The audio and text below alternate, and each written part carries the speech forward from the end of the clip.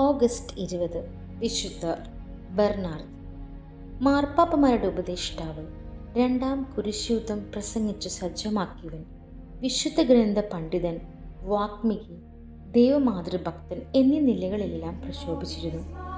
നിഷ്കളങ്കമായി ജീവിക്കാനും കയ്യിൽ കിട്ടിയവയെല്ലാം ധർമ്മം കൊടുക്കുവാനുമുള്ള ഒരു പ്രവണത ബാലനായ ബെർണാർഡ് പ്രദർശിപ്പിച്ചിരുന്നു. തേൻ പോലെ മധുരമായിരുന്നു അദ്ദേഹത്തിൻ്റെ സംഭാഷണം. മധുവർഷകനായ വേദപാരംഗതൻ എന്ന അപരനിയമം അദ്ദേഹത്തിനുണ്ടായിരുന്നു. ബെർണാർഡ് ബെനഡിക്റ്റിൻ സഭയുടെ ദ്വിതീയ സ്ഥാപകൻ എന്ന പേരു നേടി. അദ്ദേഹം ആരംഭിച്ച സിസ്റ്റേഴ്സിയൻ സഭയുടെ പ്രസിദ്ധ ശാഖയാണ് ട്രാപ്പിസ്റ്റ് സഭ. അസാധാരണമായിരുന്നു ബെർണാർഡിന്റെ ദൈവമാതൃഭക്തി.